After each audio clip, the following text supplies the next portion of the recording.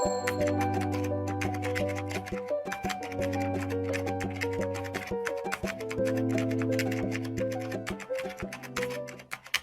lovers of the world, this is Sinta speaking. I love Agatha Christie novels so much. I've been reading them throughout my entire life, and I recently got into audiobooks, which I guess I should have gotten. I'm surprised I haven't gotten into audiobooks earlier, considering how much I love to listen to people talk. I usually substitute the silence for music or long form video essays and stuff, just so I have someone in the background talking or something to fill in the silence. But I never thought about audiobooks for some reason. I recently reactivated my library account, and now I've actually gotten a lot of use out of the library's online audiobook catalog. So I thought to listen to I guess my go-to genre at the moment, or has always been, which is murder mystery novels. And I love Agatha Christie so much, but I feel like I've consumed so much of her stuff already that sometimes I have difficulty remembering have I listened to this, have I seen this before, stuff like that. So I guess I wanted to make sure that I find something that I actually genuinely know that I haven't read or seen before, and I found this book. It's called The Monogram Murders, and it's not actually a book written by Agatha Christie. It's actually a novel that was commissioned by the Agatha Christie estate, but it was written by another writer. And this writer is Sophie Hannah, and yeah, I guess I was really intrigued because I didn't realize, I guess I should have realized sooner that that there would be Agatha Christie, I don't want to say knockoffs, but continuations of the universe that she had left behind. Because it's such a rich universe that it felt kind of sad to just leave it be after the author dies, if that makes sense. But yeah, I mean, I'm not the only person who admires her work, so there was bound to be other people who would, I guess, follow in her footsteps, so to speak. So yeah, The Monogram Murders is written by someone named Sophie Hannah, and she's actually written quite a lot of these books. I guess the Christie estate really likes her work, but here's the one I've got in a physical copy. This one's called The Mystery of Three Quarters. So that's kind of cool. I figured that I would probably read this since I've got it as a physical copy with my own two eyes. They had this as an audiobook in my online library, but I decided that, again, I should read this as its physical copy. So I decided to choose a different one, and that one was The Monogram Murders. So spoiler alert, obviously I will be talking very candidly, very frankly about my opinions on the story in the novel. I don't know if I could classify this particularly as a review. I will be reviewing the actual novel itself, but I'm not pushing myself to be as analytical as I usually would if I were to review music because I'm not trying to hone my skills in analyzing literature, because I don't know, reading is just fun. I read a lot of fanfic, but I haven't read published work in a long time. So warning, this is going to be very rambly. It's not going to have a lot of detailed analysis or anything. I don't think I have anything particularly insightful to offer, but I just wanted to vent my I guess frustrations on this novel, if I have any, and which I do, kind of, sorry. Okay, well, I guess let's just get on with it. So I'll read out to you the synopsis that was listed on the library for this book. Okay. Hercule Poirot's quiet supper in a London coffee house is interrupted when a young woman confides to him that she is about to be murdered. She is terrified, but begs Poirot not to find and punish her killer. Once she is dead, she insists justice will have been done. Later, Poirot learns that 3 guests at a London hotel have been murdered. Could there be a connection with the frightened woman? Could there be a connection between the frightened woman? Now, do I want to give a detailed synopsis of the actual book itself? If the book was less convoluted, I would try to summarize it in my own words, but man, this book is crazy. I kind of genuinely suggest that you read the book first before I try to talk about my stuff, because I feel like I can't really condense the story in my own words even if I tried, and I genuinely don't want to. So yeah, go read the book first, listen to the audiobook like I did, and I can wait. Many hours later. You finished? Okay, cool. So let's get started on this book review rant.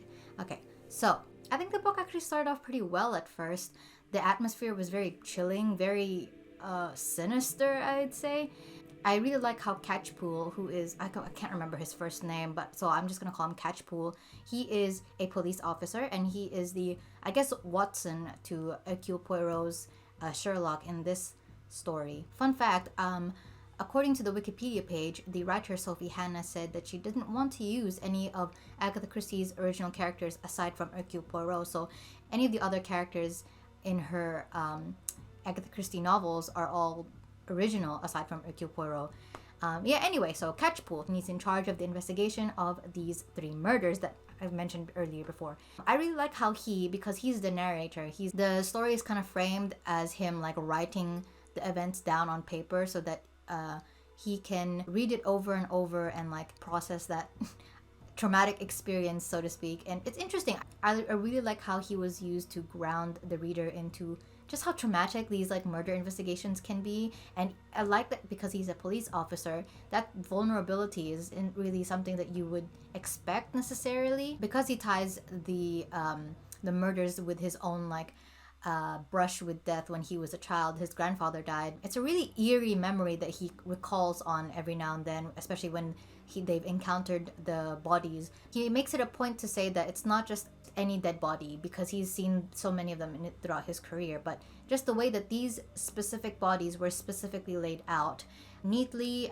gets hands to the side and like very meticulous, as if how a doctor would lay them out on somebody's deathbed. His grandfather had died, and he had this like terrible memory as a young boy when he was in the same room as the grandfather's corpse, and I gotta tell you, that is pretty chilling. So the way that he keeps recalling that like past memory back into the present story is really does wonders for the atmosphere. I guess there's like it adds another layer of fear to the story. You're not just frightened by the murders that happened in real time, so to speak, but you're also frightened by this idea that death is just a constant thing in life. I really like this additional emotive layer in the story, because I feel like most of Agatha Christie's stories tend to be quite dry and straightforward, at least to my tastes. And I've read so many of them, you'd think I would get used to them, but no, I'm always kind of like flabbergasted at how everything is so cut and dry. Maybe that's just how it was back in the olden days, like how things were written, not necessarily how people acted, I suppose. Although that you could say that is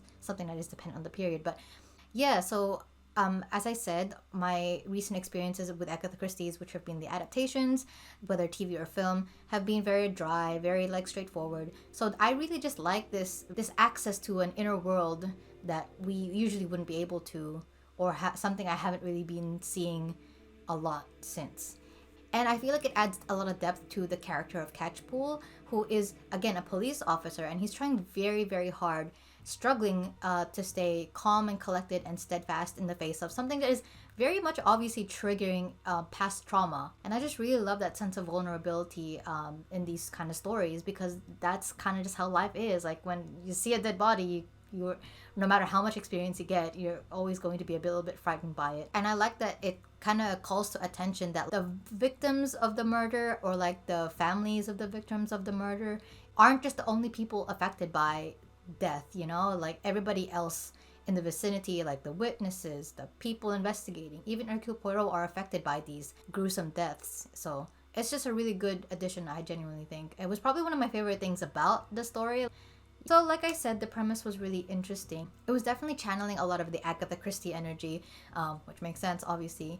But I gotta say, even for an Agatha Christie wannabe, it did feel a little contrived and convoluted. Like, I don't know, it didn't really feel like it made a lot of sense to me. And obviously that affects your experience of the mystery. If like the mystery itself doesn't make sense, like how could you like it? In my opinion, I wish the Doctor had done it.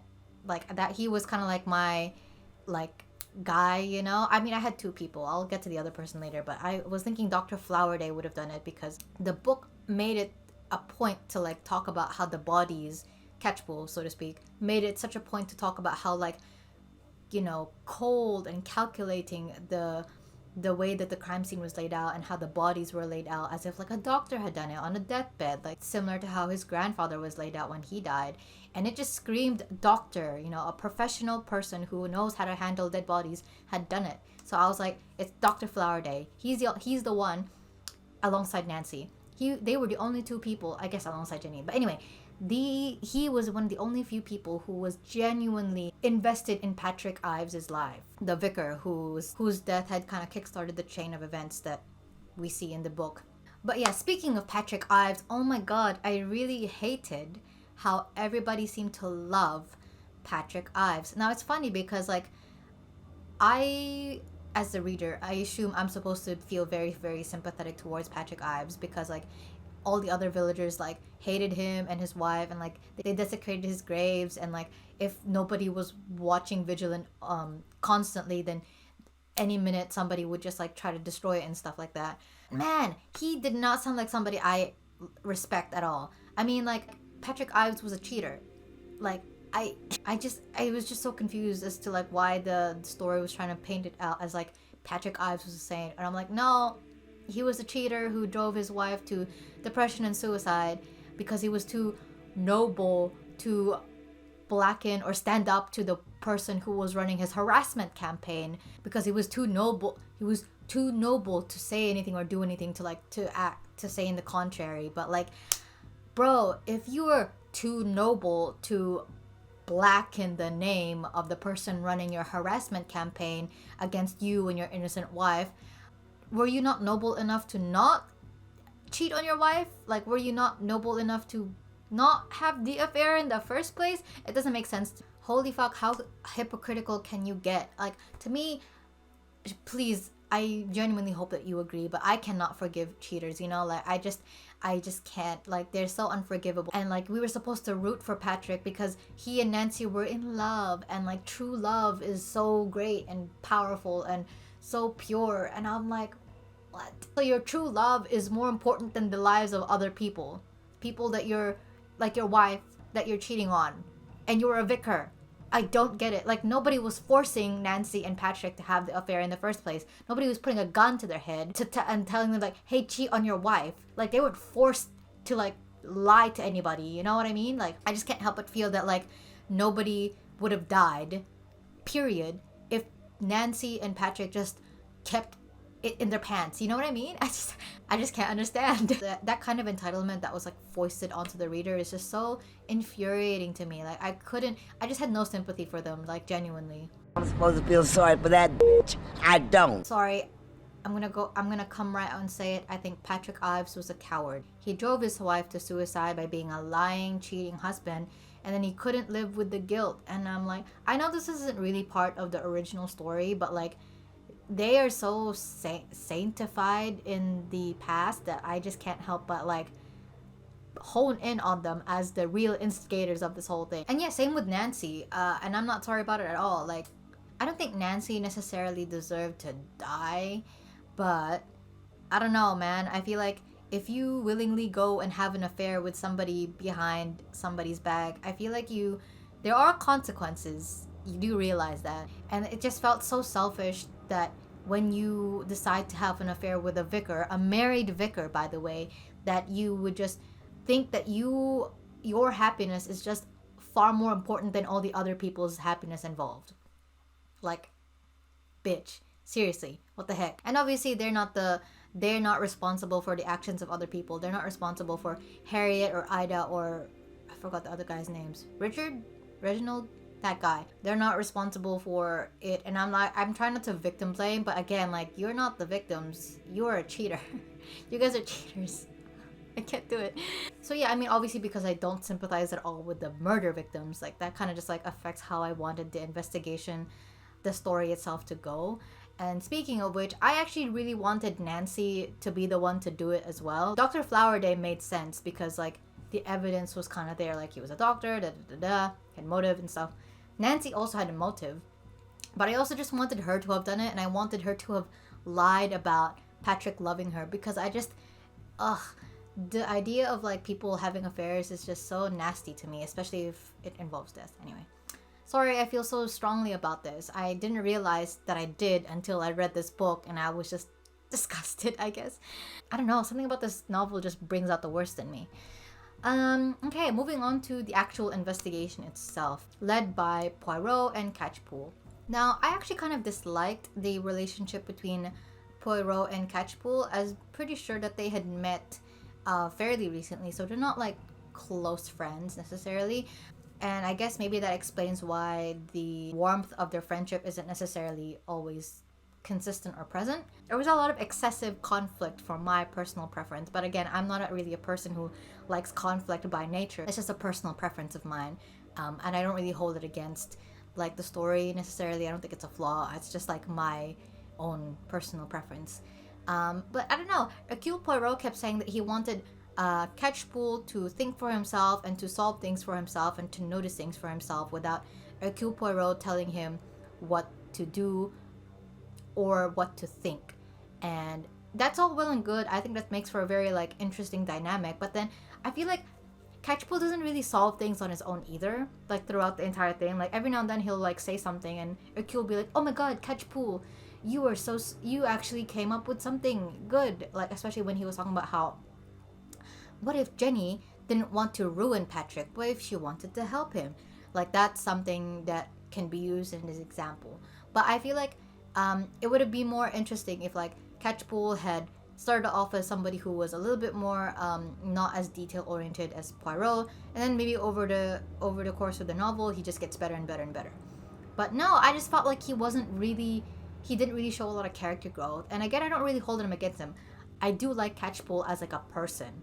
He's not, I don't know if he works great necessarily as like a Watson to Poirot because just of how much they argue, but I do understand where it comes from though, because Agatha Christie often does have Poirot, I guess, bicker back and forth with his Watson, especially if they have differing opinions. And a lot of that is because Poirot wants the police officer assistant person to be able to think for themselves and to be sharper and to be better at detective work because that's their job, and like other people's lives are on the line and he wants them to be better, the best that they can be. And I noticed that like you don't get that as much when the Watson is a civilian because there's no need for them to be as sharp as possible because it's not their job necessarily. Usually these kinds of people I'm thinking about, they kind of just happen to Poirot by complete circumstance, whereas the police officers, it's their job to consult him and like to solve the mystery together. So I guess there's just like less pressure on the civilian Watsons to be, you know, sharper and more discerning, I guess.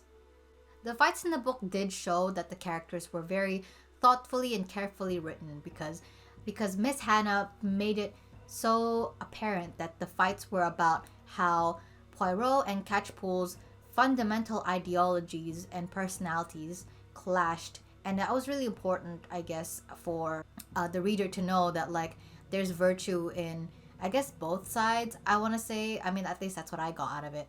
Like I said, I did sympathize a lot with Catchpool because of the previous reasons, but I also just sympathized with him because I also had no idea where the story was going. So when he was confused, I was confused too, and that's obviously intentional because Catchpool is meant to be the reader stand-in. Like we're supposed to be as smart as he is, or like, you know what I mean? But then you kind of run into this problem of like the plot itself is just so convoluted that neither the reader nor Catchpool even himself in the end could ever understand it in its entirety. We had to have it spelled out for us by Hercule Poirot as it was for Catchpool. And you could argue that Catchpool as a man, as a person, is just not as open-minded as you need to be to, I guess, reach to the same conclusions that Poirot did. But then, I don't know, it kind of just hinders the story if he's like that. He's so stubborn and pig-headed that I can't help but wonder if the novel thinks that we, the reader, are also stubborn and pig-headed, but also just like slightly stupid. Like there's so many things there that I feel like needed to be spelled out that didn't need to be spelled out, you know? There was the story spent a lot of time trying to justify certain things in the book that the more time you tried to explain it, the less sense it made, at least to me. I don't know about you, but it was just like but I mean, Catchpool himself, I feel like it's a very sympathetic character. At least I sympathize with him. His vulnerability shows a side that we can kind of all relate to, and I really appreciated that. And there's another thing that I kind of just like was frustrated by, because there in the book there's this part where Margaret Ernst tells the truth about Patrick Ives and his wife to Catchpool, and she makes him promise that he will never tell anybody in the village what she has said, and that he is not to specifically talk to Dr. Flowerday. And actually, Catchpool holds up his end of the promise. And I just thought that was like, yeah, I admire that. I respect that, because I would probably have done the same. I already got the truth out of her, and it was already such an undertaking to do so. And she was the only person who was nice to him in the village. So I kind of felt like that was fairly justified. I was like, yeah, that makes sense that you would actually honor your promise. But then Hercule Poirot said that he was stupid and like berated him for like doing so. And I was just like, the heck?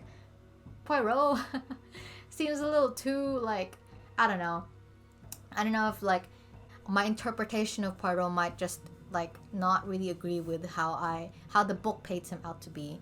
But yeah, I did wish that I could shake Catchpool and tell him that, no, I agree, you did the right thing by holding up your end of the bargain. Anyway, I will end my ranting review with something positive, and then I will give it a grade based on a grade system that I have created. With all this like ranting about the novel itself, it needs to be remarked that I listened to the entire thing in like one day, and the audiobook was 11 hours long. So I listened to the entire thing in one day because I was so engrossed in the story and the plot that I couldn't like not listen to it. And in fact, I actually don't remember what time I started listening to the audiobook, but I did end up sleeping at 6 a.m. because I wanted to finish the story and wanted to know how it ended. So I did not sleep the entire night just so I could listen to this. And I feel like that says a lot about the story. I mean, it was a really interesting, it was a really compelling experience, I gotta say. Despite all my ramblings about all the stuff I didn't like about it, it was still a really enjoyable experience. And like, yeah, again, like even though I complained a lot about stuff, I guess it kind of just comes more from the fact that I wasn't really satisfied with the ending and the result and the solution. But the experience of like listening to the story itself was like very good. So let me walk you through it. So as you can see, there are 5 categories in my grading system. So first I'll say what the category is, describe what the category is about, and then give an example, and then give the score for that category. So out of all these categories are out of 5, and then the scores are tallied up into a sum, so that'll be in total out of 25, and that will be the final score. Yeah. Okay, so first category is the writing. Woo! So this is mostly a measurement of the tone, style, and prose, and just generally a measurement of the quality of the writing. I don't have any background on analyzing fiction. I have read a lot of fiction throughout the years, and I still do, even if it is just fanfic. That is still fiction. I have a background in like university academic writing and analysis, but I don't usually do a lot of literature reviews, so that's kind of like my standing. For this category, I'll give an example from the actual book itself. In the case of the Monogram Murders, I found the writing quality was like perfectly average. It's neither bad or great. It was just fine. I think it did a good job of evoking the Agatha Christie voice though. Obviously it's not like a pitch perfect imitation. I can see where the inspiration came from, and I can see the influence Agatha Christie has on her ability to write. There is a difference between reading a book by yourself versus listening to someone act it out in an audiobook. I mean, I don't know, I feel like there's just less imagination required to set the scene in your mind's eye if you're listening to somebody narrate it for you, you know? Because there's voices, sometimes there's even background sounds, there's the pacing is already kind of like done for you, so I feel like there's a lot of heavy lifting already alleviated just from me listening to the audiobook, and that definitely, you know, influences how I want to grade this book, in the sense that like there hasn't really been any instances that were particularly noteworthy that the audiobook was being narrated to me that were like, whoa, that's an amazing sentence, or like, wow, I want to write that quote down in my notebook so I can immortalize that forever. A few instances would be like the general sense of eerie mood that she was able to invoke during the times where, you know, Catchpole was ruminating on his memories. But other than that, I just found it perfectly average. So in that sense, I can't really bring myself to score it higher than a 2, in the sense that it wasn't really, I didn't really find it too significant or noteworthy. So the next category is the emotional through line. So the emotional through line category is pretty self-explanatory. It's kind of just all about like the characters, the themes, the emotions, what they all kind of bring to the table in terms of the story, and whether that emotional through line adds to your experience of reading the book. Because I feel like murder mystery novels, even though they're pretty straightforward in that you solve the murder, the mystery, I feel like they shouldn't just be a puzzle for you to solve.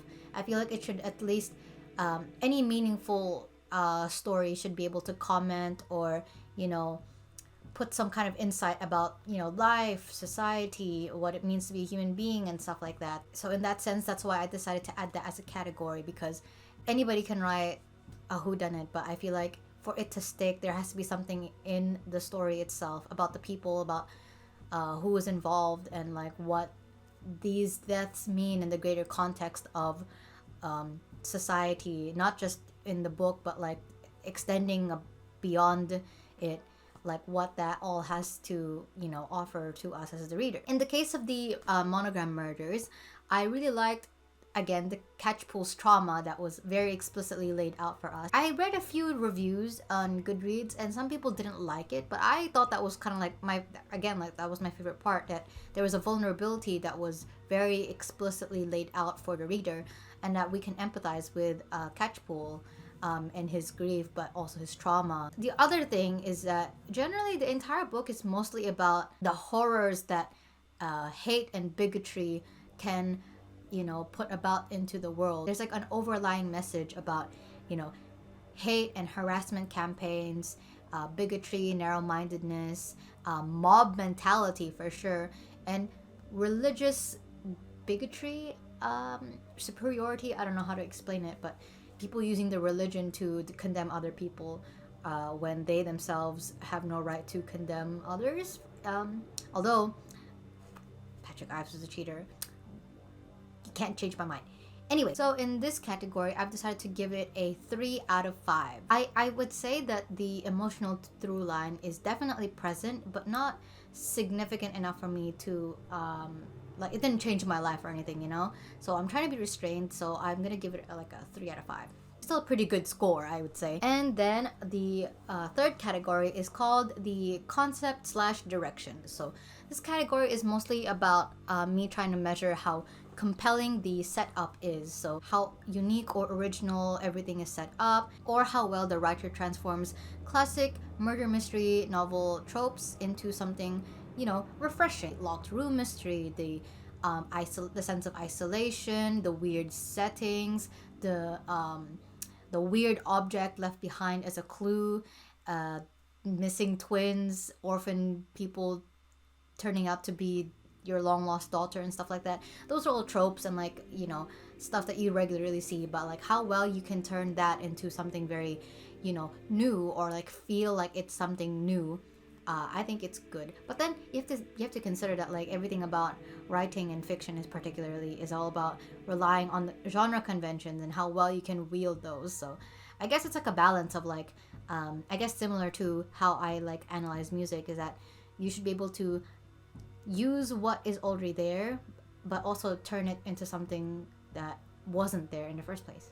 In the case of the Monogram Murders, I feel like, again, similar to the emotional through line, the uniqueness and the originality of the concept and direction that the mystery had was present, but not overtly significant to me. The cufflinks inside the mouth, that was really kind of interesting, especially since I got the initials in there and stuff. The similarity of how the bodies were arranged is interesting, especially since we encountered it for the first time through the eyes of Catchpole, who again is gripped by that trauma, which I think, again, I really like. Hotel murder is always kind of cool. Again, this is where I kind of wish she was able to go a bit further, but then I don't really know how she could have gone any further without it turning into a completely different mystery. Hotel murders are nothing new, but I do like the idea of the murder happening in a very big place with like so many different kinds of people, that There's just so many opportunities for kooky, interesting characters to come in and out within this labyrinthine setting. But I guess like the most of the novel doesn't really happen in the hotel itself. Like a lot of it happens within the village. And again, that has a pretty creepy atmosphere, and I do genuinely like that. I do kind of wish that we saw more of the hotel, but that could be just a different story entirely. Anyway, the village, oh, and the people in the village are so nasty. I think that was very compelling to me. I think people always talk about how like small-minded and like how everybody knows everybody's business in small villages. Miss Marple stories tend to draw upon this fact a lot further, but just the way that the characters are written, it's just like you can't help but just be very unsettled by how everybody seems to withdraw into themselves. But yeah, sometimes I just want to strangle the people in there. But that's a good thing. It means that the way that the villagers and the village itself is, the idea of the murders as like executions because of the guilt and how they're being offered up for the slaughter is also really interesting, very compelling. Definitely adds a more, I don't say horror element to it, but just definitely just very much darker than what you originally anticipated. So again, I would have to give it a 3 out of 5, similar to the emotional through line. There were a lot of things I liked about it, but just not enough that it would push me further. Then the fourth category, suspense. This is a pretty self-explanatory category. It's whether or not I felt, it's a murder mystery. I should be engrossed and very invested in how the plot is going to turn out. In terms of the Monogram Murders, I actually want to give this a 4 out of 5, just because of how gripped I was by the story and like how much I wanted to listen to the entire thing to find out and stuff. And I think it wasn't just the plot itself that excited me. It was also my own kind of like revelations and my own like way of thinking. Like obviously, a lot of my ideas ended up being a dead end, like with the doctor and Nancy and stuff. And I think it's because I'd like clung to them so steadfastly that I couldn't really see any other solutions aside from that. But even when they were dead ends, I still felt a rush of excitement, being like, oh, did I figure it out? Is this the solution? Did I discover something? And obviously there were like moments of revelation. I can remember when Margaret Ernst was like telling the story of Patrick and Francis Ives' deaths in the village. I was just like, what? How did this happen? Or like when Poirot went over to Sam Kidd's house and the door opens and it was Jenny, and I was like, what? Why is she there? How does she know Sam? Loved it. And the final category is the plot / the summary. So this is mostly genuinely about the bare bones structure of the story itself. It's just a measurement of how satisfied I feel about how the narrative went and the ending, the solutions, all that like stuff. And like I don't claim myself to be an expert. I don't claim myself to know any better of how stories should be run. I don't know anything about writing principles or anything like that. But it's just like how I felt about looking at the entire thing from a bird's eye point of view after the fact that I've read it. And in the case of the Monogram Murders, I am going to have to give this a 1 out of 5. As I said, this was just way too convoluted. The solution made no sense. Even Hercule Poirot was kind of like grating my nerves a little bit, but I guess that just makes for like a more interesting story that you feel very strongly about the characters inside and stuff. So let's tally all of that up. 2 plus 3 plus 3 plus 4 plus 1. And that should be 13 out of 25. Not a very bad score. I think that's like perfectly half. It's a perfect average. Would I recommend this book? I want to say yes. It was 11 hours of good fun. Okay, well, that concludes our first episode of Cinta Reads. Let me know what you guys think of the video. If you've read the book, let me know what you think of the book. And if you plan on reading it, let me know, and then come back and let me know what you think about it. Anyway, I guess it's time to go to sleep because it is 3:16 a.m. Thank you so much for listening. If you like this video, you can press like. If you want to see more of my work, you can subscribe. I post every week on Mondays, or at least I try to. I try to very hard. All my social media links are down in the description, as well as my Ko-fi and Patreon page in case you guys want to support my work. Have a look at my Patreon page. I do have some tiers in there, and you can have behind the scenes looks into my work and some discontinued scripts for videos that I wanted to make but never got around to putting into place. Yeah. Okay. Thank you so much for listening. I hope you guys enjoyed my ramblings, and I'll see you guys next time. Thank you so much. Bye-bye.